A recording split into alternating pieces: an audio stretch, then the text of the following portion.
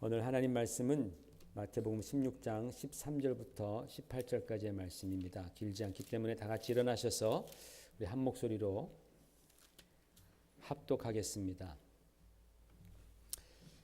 시작.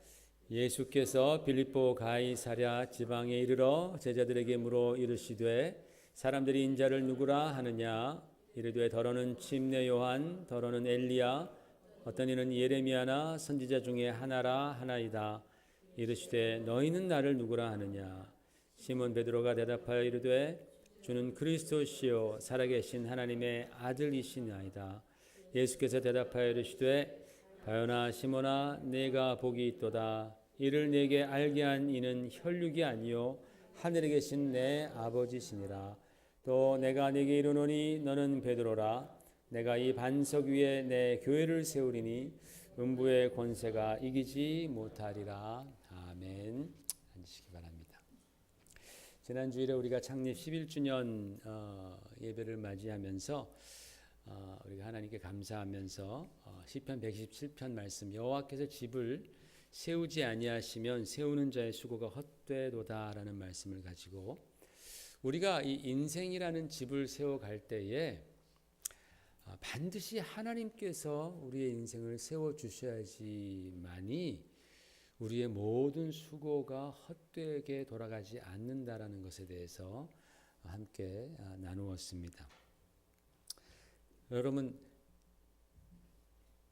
하나님께서 집을 세워주실 때에 반드시 보시는 원칙이 있죠. 세 가지 원칙에 대해서 말씀을 드렸습니다. 첫 번째로는 목표가 있다라는 거예요. 목적이 있다라는 겁니다. 하나님께서 우리 인생을 허락해 주실 때 우리 인생 가운데에 목표가 있습니다. 첫 번째 목표는 하나님을 사랑하는 것이 목표이고 두 번째는 사람을 사랑하는 것이 우리 모든 인생의 목표입니다.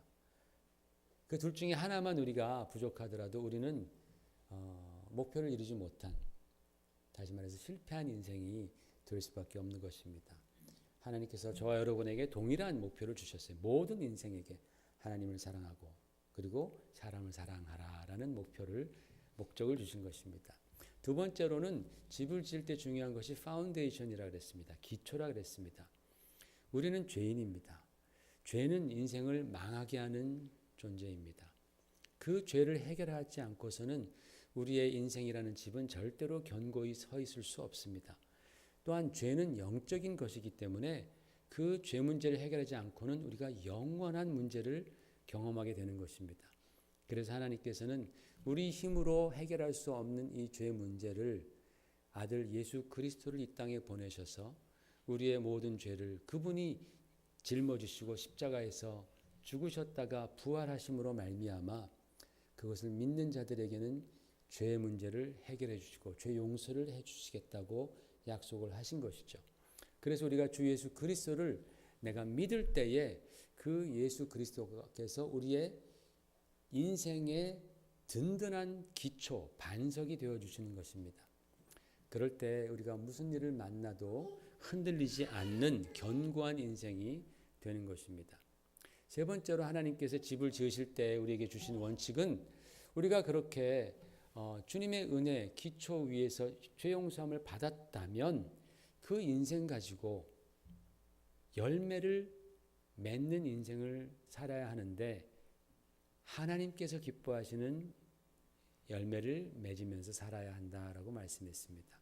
그저 사람이 내가 원하는 열매들, 내가 원하는 것만 추구하면서 사는 것이 인생이 아니라 나의 인생이 그리스도라는 예수님의 그 사랑과 용서라는 반석 위에 우리의 인생이 세워졌다면 이제 우리는 하나님께서 기뻐하시는 열매를 추구하며 살아가는 그 인생이 견고한 인생이지 그렇지 않다면 우리의 인생은 또 한 번 큰 시련을 당하게 된다라는 말씀을 나누었습니다.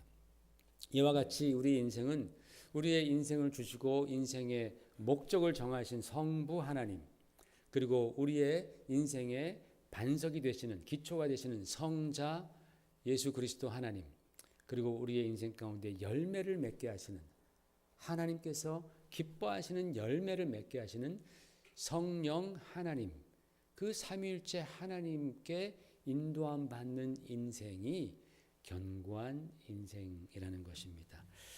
오늘부터 제가 말씀을 전하고자 하는 말씀은 과연 그리스도인들에게 있어서, 저와 여러분들에게 있어서 복된 삶이란 무엇인가?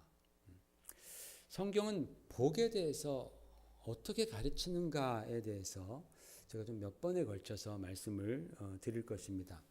왜냐하면 오늘날 기독교가 큰 위기를 맞이했다라고 사람들이 말씀하죠.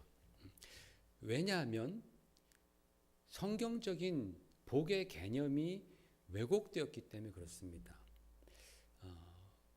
우리 인생은 다 복을 원하는 자들이잖아요. 하나님께서는 복의 근원이 되십니다. 하나님은 복을 주시는 하나님이십니다. 우리는 그 하나님의 복이 없으면 살 수 없는 자들입니다.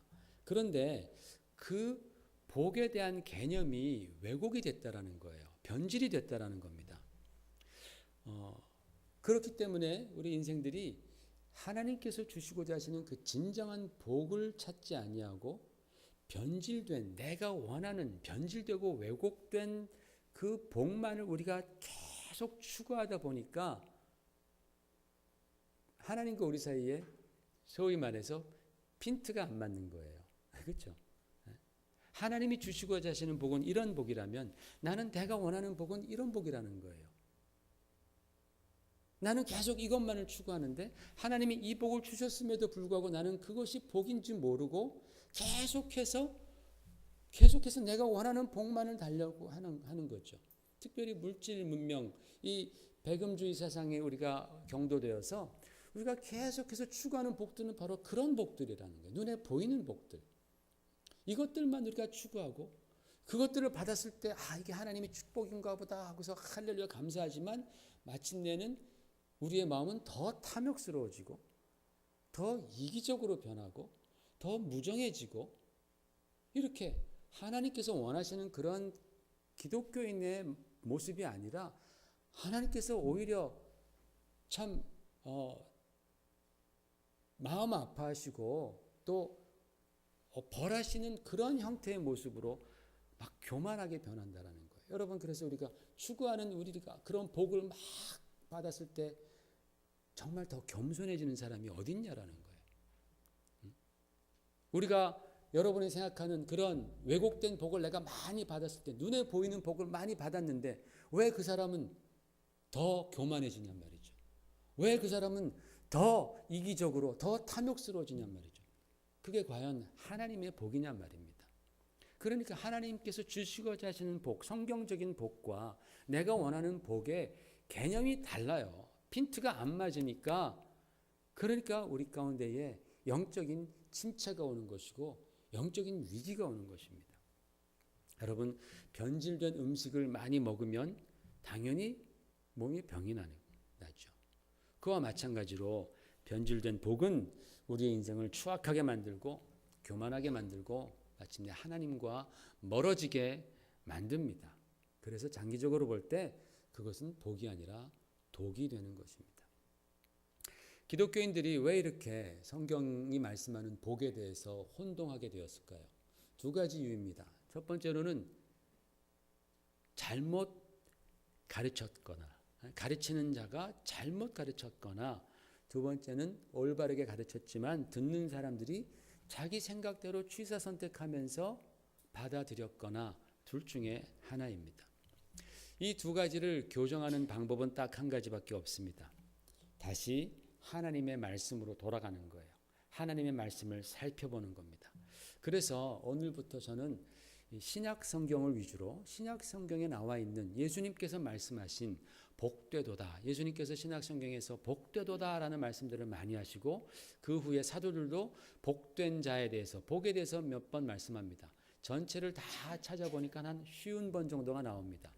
그 50번 정도를 요약해서 제가 시리즈로 이 성경적인 복에 관해서 말씀을 나누려고 합니다.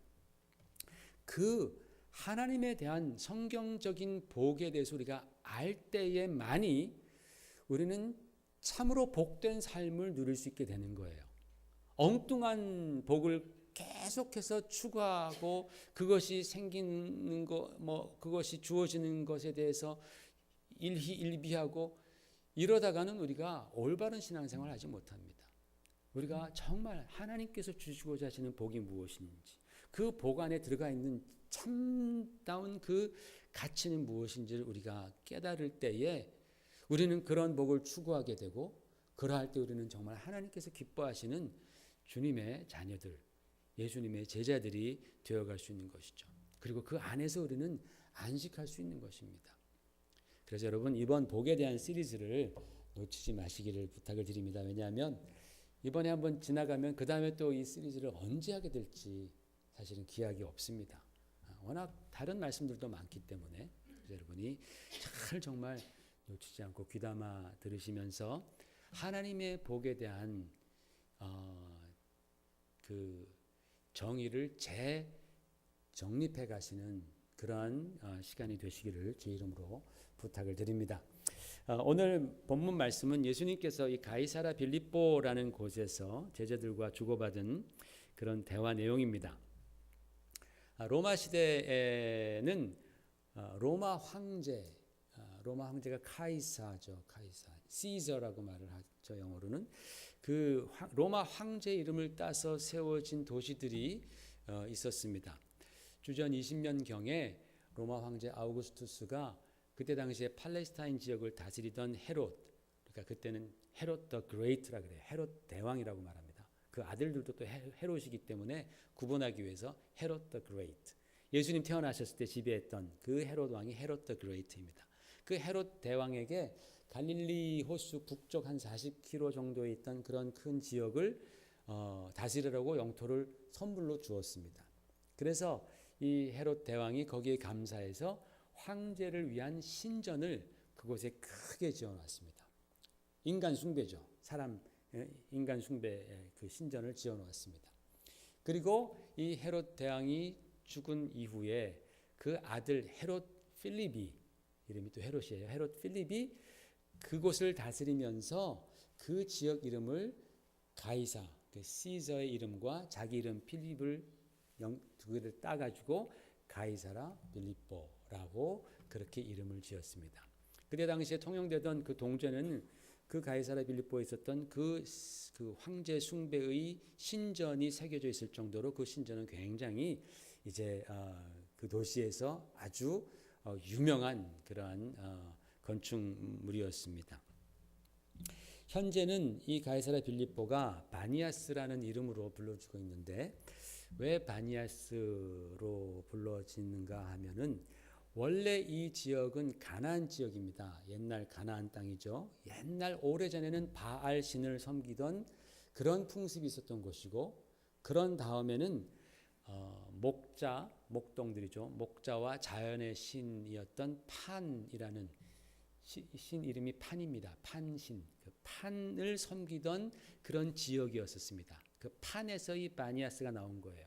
그리고 그 다음에는 또 옛날 신들은 다 결혼하잖아요. 판신의 아내가 에코신입니다. 그 에코신도 섬겼고, 그리고 얼마 후에는 제우스 신전이 크게 자리 잡았던, 정말 그 가이사라 빌립보라는 지역은 하나님보다 우상과 인간을 신으로 섬기던, 소위 말해서 인본주의와 혼합 종교로 아주 드글드글했던 그런 도시의 대표성을 지니고 있는 도시가 바로 이 가이사라 빌립보입니다.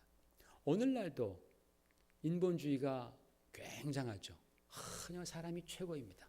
이제는 하나님은 더 이상 사람 위에 있지 않고 사람을 섬기는 아주 저 밑에 사람이 이용하는 그러한 존재로 막 격화되었습니다.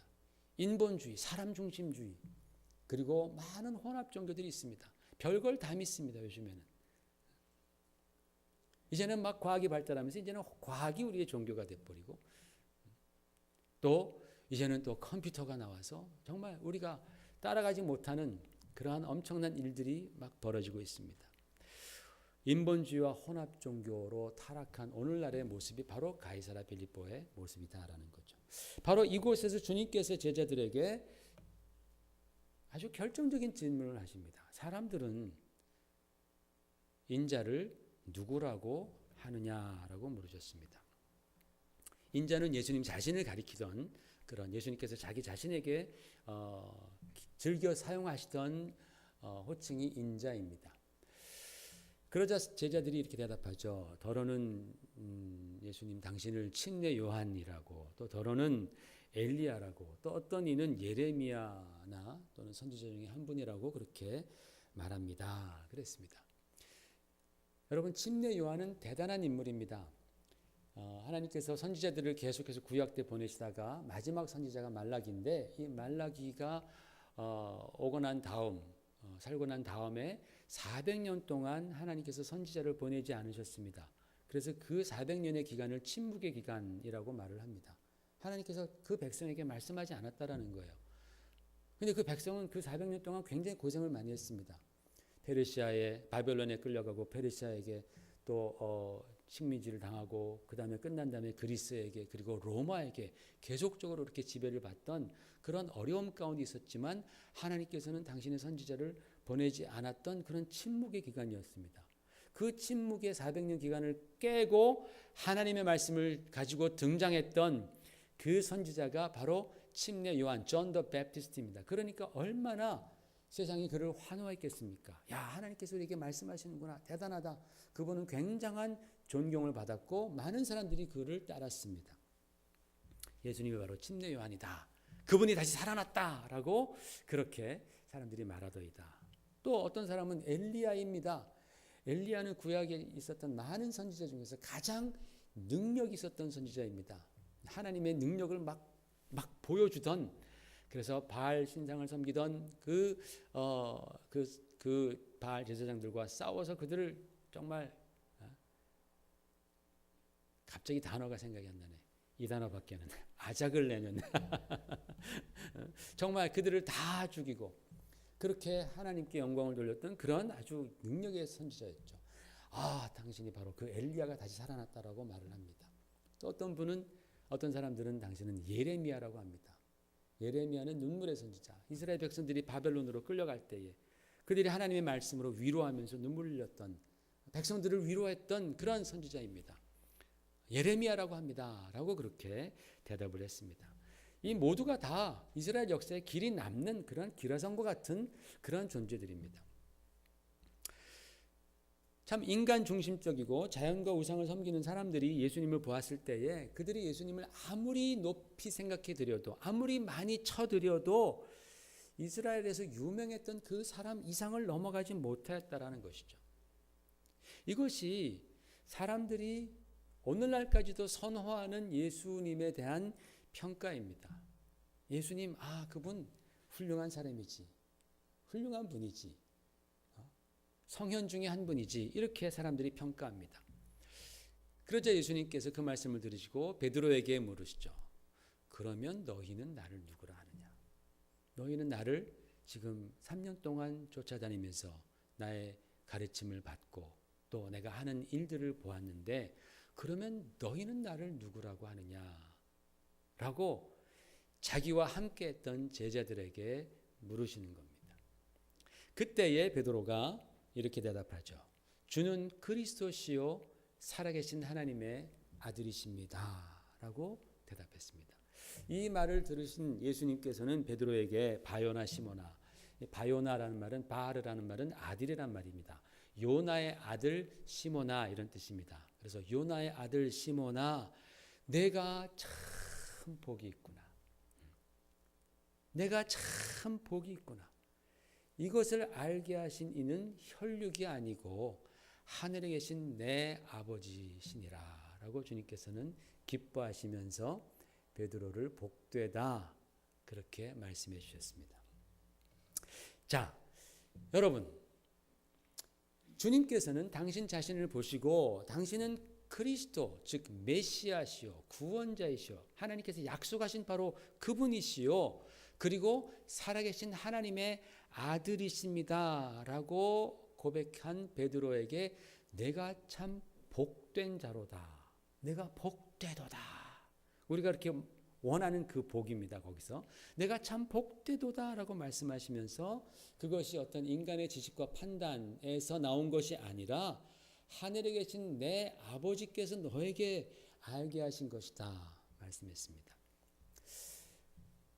여러분, 사실 이 주님께서 첫 번째 질문, 사람들이 인자를 누구라 하느냐라고 물어보신 그 질문에 대한 대답은 어찌 보면 굉장히 당연한 대답입니다. 왜냐하면 여기서 인자라는, 우리가 한자로 조금 이렇게 썼지만 사실은 그 인자가 사람의 아들이란 뜻입니다. 사람의 아들. 주님께서는 자기를 사람의 아들이라고 많이 호칭하셨습니다.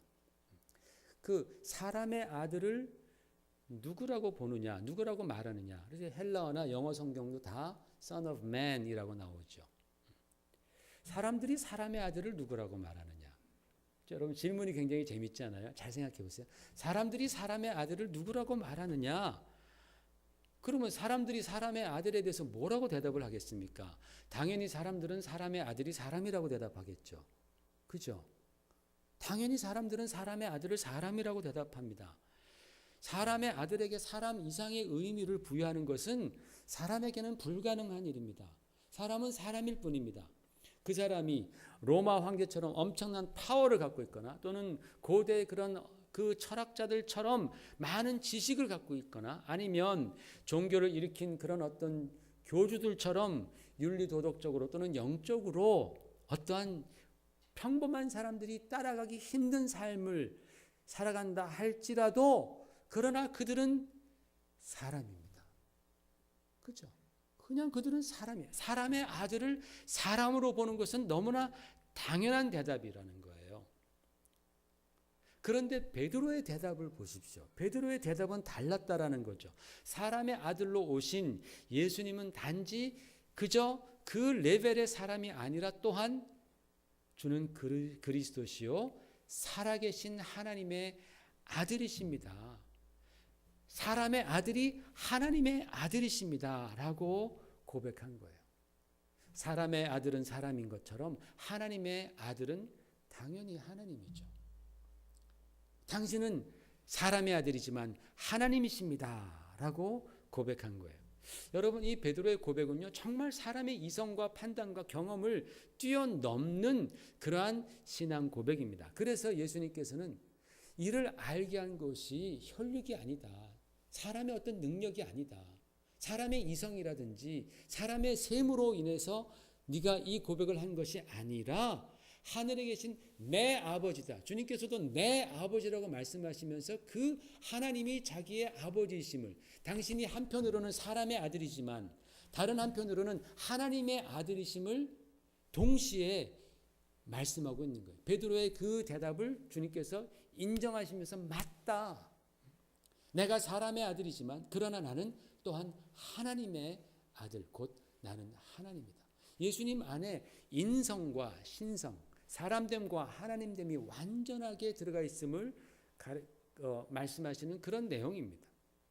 내가 하나님의 아들이라는 사실을 내가 스스로 안 것이 아니라 바로 하나님 아버지, 내 아버지께서 알게 하셨도다 하면서 내가 참 복되도다 라고 주님 말씀하신 겁니다.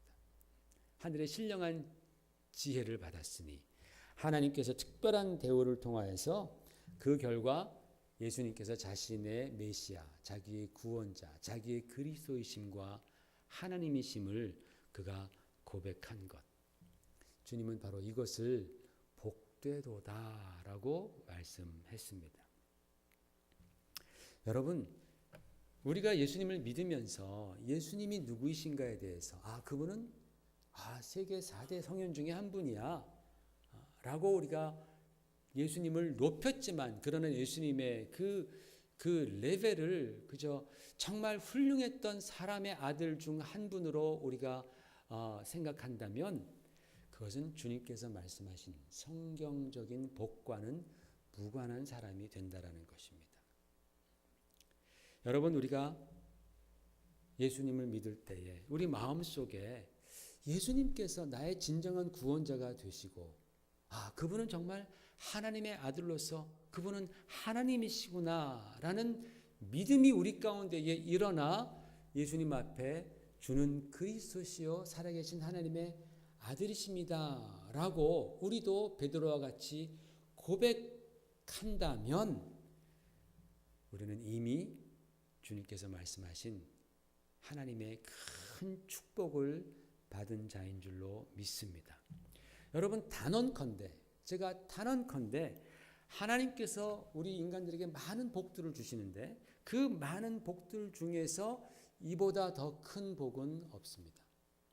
단언컨대 우리가 받은 복 중에서 내가 예수 그리스도를 주는 그리스도시요 나의 구원자이시요 살아계신 하나님의 아들이십니다 라고 고백하는 그 복보다 더 큰 복은 없습니다.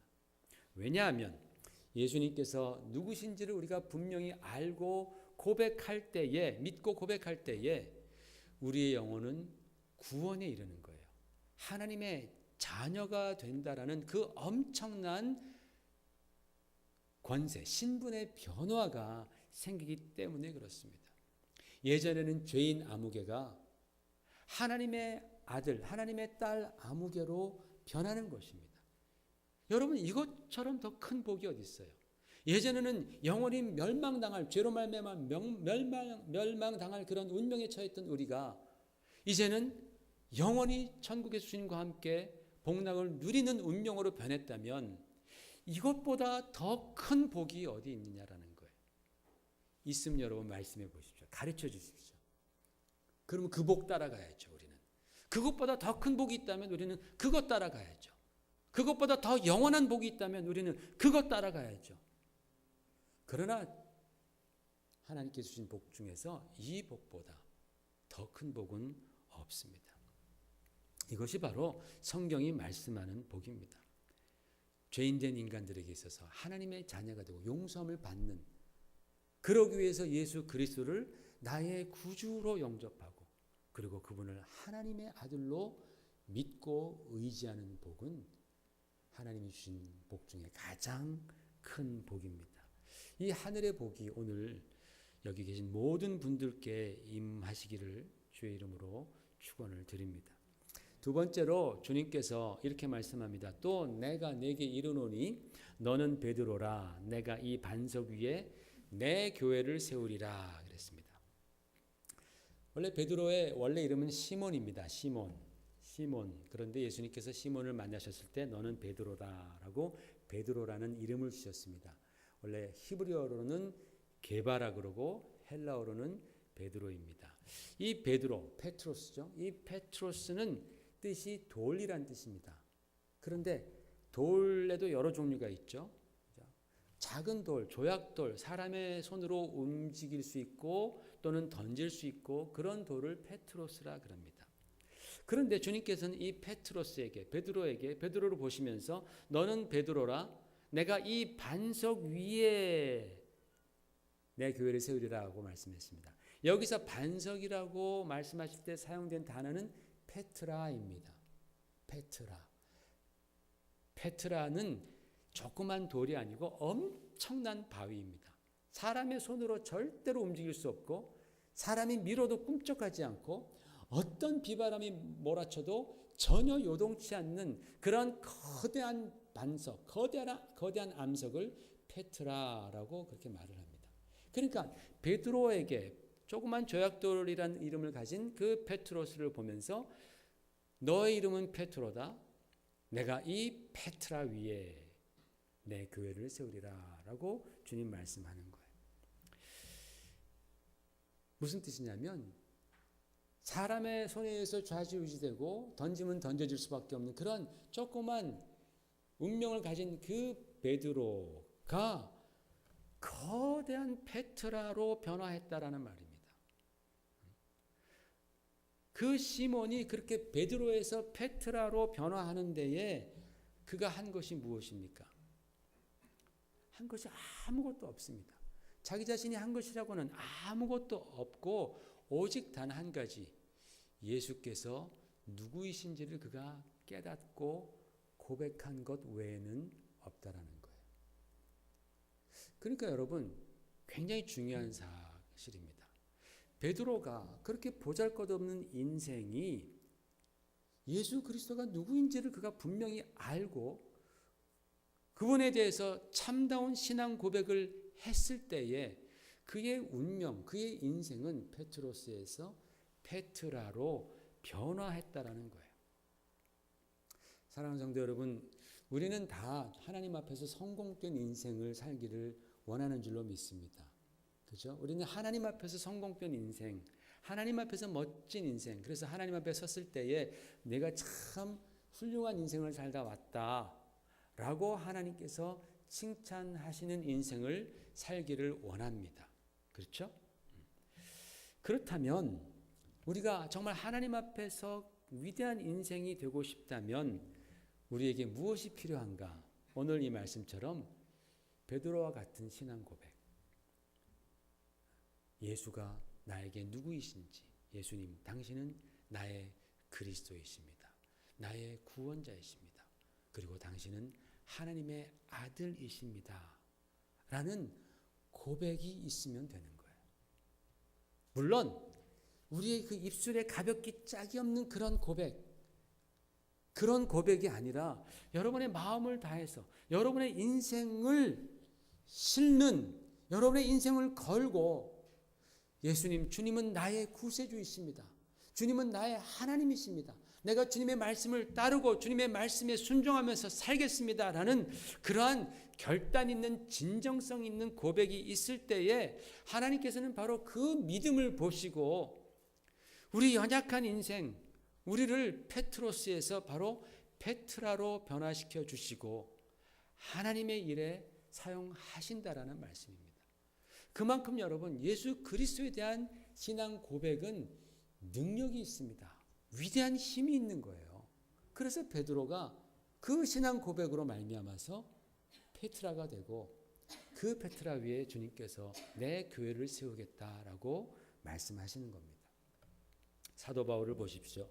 그가 예수 그리스도에 대한 참 지식을 깨닫자, 예수님이 누구시라는 것을 그가 만나고 그분이 정말 메시아이시구나, 그분이 나의 하나님이시구나라는 것을 깨닫자 그가 그동안 온 힘을 다해서 추구했던 그런 모든 세상 것들, 세상의 명예와 또 세상의 영광들, 그리고 자기가 소유했던 그 모든 것들을 다 포기하고 버리고 예수님을 따르는 데에 전력을 다하지 않습니까?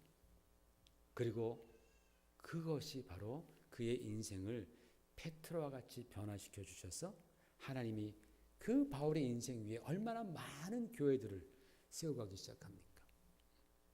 예수님을 바로 알고 예수님에 대한 올바른 신앙 고백이 있을 때에 저와 여러분의 인생은 변화하는 거예요. 여러분, 우리의 인생이 얼마나 가볍고 보잘것이 없습니까? 성경은 우리들의 인생을 입김이라고 말했고 또 우리들의 인생을 아침에 잠깐 있다 사라지는 안개니라라고 말씀했습니다. 망망한 대해에 낙엽처럼 떨어져 있는 그런 것이 바로 우리 인생입니다. 일업편주와 같은 것이죠. 얼마나 끊임없이 흔들리는 것이 우리의 인생입니까? 그러다가 언제 어디서 획하닥 뒤집어질지 모르는 것, 그게 우리 인생입니다. 그렇지 않습니까, 여러분? 여러분, 우리 인생이 얼마나 많이 흔들립니까? 얼마나 쉽게 뒤집어집니까? 내 인생은 그렇지 않을 거야. 내 인생 내가 핸들하고 있어. 그렇게 생각하는 사람이 있습니까? 지난주에도 말씀드렸습니다. 여러분, 우리의 인생의 처음과 끝은 우리 마음대로 핸들할 수 없습니다. 그 말은 내가 내 인생의 주인이 아니라는 것입니다. 누가 그러고 싶어서 그런 어려움을 당하고 누가 그러고 싶어서 그러한 참 고통을 당하는 사람이 어디 있습니까? 우리 인생은 계속적으로 흔들리다가 어느 순간에 내가 원치 않는 바로 그런 상황에서 확 뒤집어질 수 있는 것이 바로 우리의 연약한 인생. 그래서 우리는 참으로 불안하고 두려운 것이죠. 그러므로 여러분, 예수 그리스도가 여러분에게 누구이신지를 가르쳐달라고 기도하시기를 바랍니다. 정금 같은 믿음을 달라고 여러분 기도하십시오. 그러면 그 기도에 성령께서 응답해 주시고 깨달음을 주시는 거예요. 그래서 정말 우리 가운데 진정으로 예수가 누구신지 그 분명한 믿음, 그 깨달음과 함께 믿음이 들어가면 우리의 인생은 페트라처럼 변합니다. 견고해집니다. 지난주에 말씀드렸던 그 반석 위에 우리의 인생은 세워져 가게 된다라는 것이죠. 하나님께서 바로 그리스도 안에서 하나님의 능력으로 우리를 붙들어 주십니다. 그렇게 그리스도로 말미암아 신앙 고백으로 말미암아 페트라와 같은 견고한 인생이 되는 것이 바로 복이다라는 거예요. 페트라와 같은 인생 되시기를 주의 이름으로 축원을 드립니다. 마지막으로는 주님께서 이 반석 위에 내 교회를 세우리라. 우리 이 말씀 많이 들었습니다. 음부의 권세가 이기지 못하리라 했습니다. 그 말은 뭐냐면 즉 세상의 그런 죄와 어둠의 세력이 교회를 삼키지 못하리라. 교회를 무너뜨리지 못하며 성도들의 영혼은 바로 그 교회 안에서 안전하게 보존될 것이다 라는 그런 의미죠. 여러분 세상에 많은 교회가 있습니다. 아틀란타에서도 셀 수 없이 많이 교회가 있습니다. 요즘은 교회가 하도 많아서 성도들이 교회를 쇼핑한다고 들었습니다. 보다도 좋은 교회를 찾기 위해서. 여러분 주님이 세운 교회는 좋은 교회겠죠. 그죠? 주님이 세우시겠다고 한 교회는 좋은 교회입니다. 그죠? 근데 여러분은 어떤 교회가 좋은 교회라고 생각하십니까? 예수님께서는 어떤 교회를 기뻐하시겠습니까? 그 대답은 오늘 말씀에 분명히 나와 있습니다. 주님이 좋은 교회라고 하시는 교회는 교회의 성도의 숫자라든지 교회의 규모라든지 또는 시설이라든지 이런 것과는 전혀 무관합니다. 전혀 무관합니다. 사람들은 겉으로 드러난 것을 보고 좋다 나쁘다 그렇게 평가를 합니다. 사람이 많다고 해서 또는 사람이 적다고 해서 좋은 교회가 될 수 없습니다. 시설이 좋다고 해서 시설이 나쁘다고 해서 그것이 좋고 나쁨의 기준이 될 수가 없습니다. 교회를 세상적인 잣대로 판단하는 것은 굉장히 어리석은 짓입니다. 오늘 말씀하신 것처럼 좋은 교회는 예수 그리스도에 대한 올바른 신앙 고백 위에 세워진 교회가 좋은 교회입니다. 그리고 또 그 신앙을 지키기 위해서 정말 힘써 살아가는 성도들, 또 그 복음의 말씀을 언제나 신실하게 증거하는 그러한 성도들과 그러한 사람들로 구성된 그리하여 그 교회에서 우리들의 심령이 진리로 보존되면 그 교회는 참다운 교회인 거예요. 그래서 우리들의 예배가 살아있고 또 예배를 통해서 우리가 주님의 말씀을 받고 그 말씀 안에서 기뻐하고 다시 세상으로 나가서 믿음으로 승리하는 성도들을 자꾸만 배출하고 그런 성도들이 모이는 교회가 그것이 참다운 교회, 좋은 교회라는 것이죠. 그래서 주님께서는 음부의 권세가 이기지 못하리라 라고 말씀합니다. 믿음의 고백 가운데 세워진 교회는 음부의 권세가 이기지 못하리라. 여기서 음부의 권세할 때 권세에 대한 헬라 말은 퓨일레라는 단어인데 이 퓨일레라는 단어는 게이트라는 뜻입니다. 큰 문이라는 뜻입니다. 음부의 큰 문이 이기지 못하리라 그런 뜻이죠. 어둠의 세계로 죄악의 세계로 들어가는 그런 문들이 막 활짝 열려 있어서 그리로 사람들을 마구 유혹하며 빨아들이는 그러한 형상을 보여주는 그런 말씀입니다. 여러분 우리가 세상 살아가면서 우리가 기독교인인데 기독교인이라는 사람들이 세상의 죄와 세상의 유혹에 못 이겨서 수시로 세상에 열린 문들을 어둠의 문들을 수시로 들락날락거리고 수시로 그리로 막 빨려 들어간다면 그걸로 빨려 들어가는 거예요. 그리고 거기서 나왔을 때는 만신창이가 되어 있는 거예요. 막 은혜도 잃어버리고 하나님의 사랑도 잃어버리고 믿음도 잃어버리고 헌신도 잃어버리고 그저 그냥 아주 물론 교회는 다시 그분들을 다시 주님의 품으로 품어드리고 다시 그들이 회복하게 해서 주님의 군사가 되게 해야 하는 그런 의무와 책임이 있는 것이죠. 그러나 성도들이 맨날 세상에 그 열린 그 유혹에 맨날 빠져들어가고 맨날 거기에 기웃거리면서 하나님의 뜻은 생각하지 아니하고 그저 죄질 생각만 하고 그런 사람들로 가득 모여 있다가 그렇게 살다가 주일만 돼서 잠깐 예배드리고 흩어진다면 그 교회는 결코 좋은 교회가 될 수 없습니다. 그 교회는 결코 음부의 권세를 이기는 교회가 될 수 없습니다. 그 교회는 결코 주님께서 원하시는 바로 그런 교회가 될 수 없습니다. 좋은 교회는 세상의 문이 아니라 하늘의 문을 보게 하고 그 하늘의 문을 바라보고 나아가고자 하는 그런 성도들의 모임입니다. 좋은 교회는 넓은 길이 아니라 좁은 길을 제시하고 그것을 걷게 하고 또 거기에 아멘으로 자기 자신을 쳐서 복종시키면서 좁은 길로 걸어가는 성도들이 함께 모인 교회가 바로 좋은 교회입니다. 예전에 종교개혁 이후에 핍박받을 때는 그런 사람들 5명, 10명 모여서 예배드렸습니다. 좋은 교회입니다. 핍박도 이기지 못하는 좋은 교회입니다.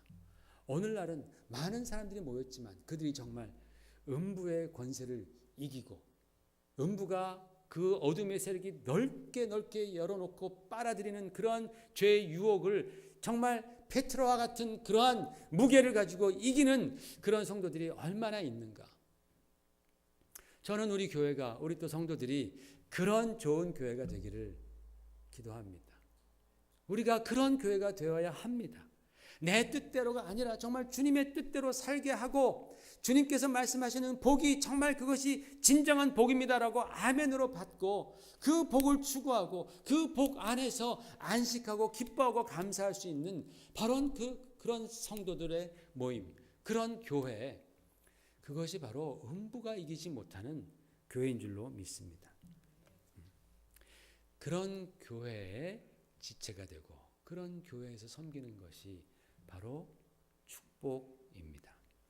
여러분, 우리가 그런 교회가 되기 위해서 함께 기도하십시다. 기도해야 됩니다.